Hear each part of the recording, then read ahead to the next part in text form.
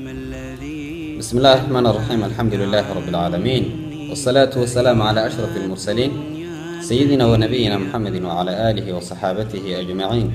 رب اشرح لي صدري ويسر لي أمري واحلل عقدة من لساني يفقه قولي. ولا ليال ميل كستو aad joogtaan iyo waqti kastoo aad joogtaanba. السلام عليكم ورحمة الله وبركاته. وبرنامجكي هل ترجمان أما هل ترجمان قيبتيسي كوب iyo tobnaad.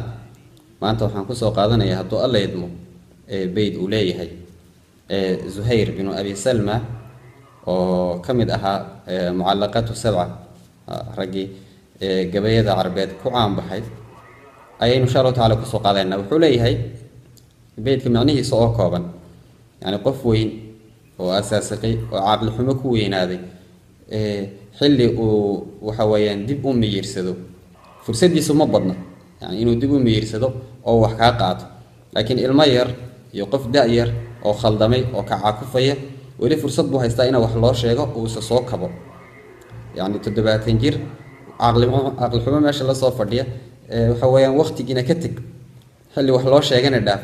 laakiin ilmo yar 15 jira hadii uu khaldamo waxa weeyaan weli fursad buu haystaa oo ku soo kaban karo. waxa la leeyahay rajaa laga qaba inuu weynaado oo aqliyeysan baa leeyahay. laakiin konton jir يعني وعقليسن iyo sugitaankiisa uu jiray. marka arinta noocaas uu sawiray wuxuu leeyahay wa inna safaha shaykhi la hilma ba'dahu wa inna al-fata ba'da safahati yahlumi.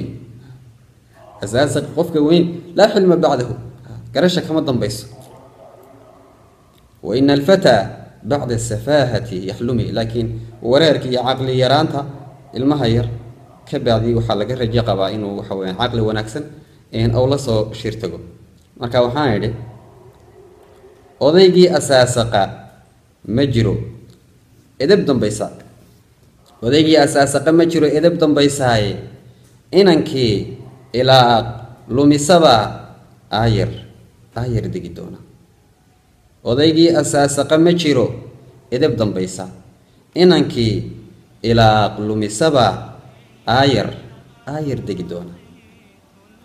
وإن سفاهة الشيخ لا حلم بعده وإن الفتى بعد السفاهة يحلم. دمتم في رعاية الله وحفظه، والسلام عليكم ورحمة الله وبركاته.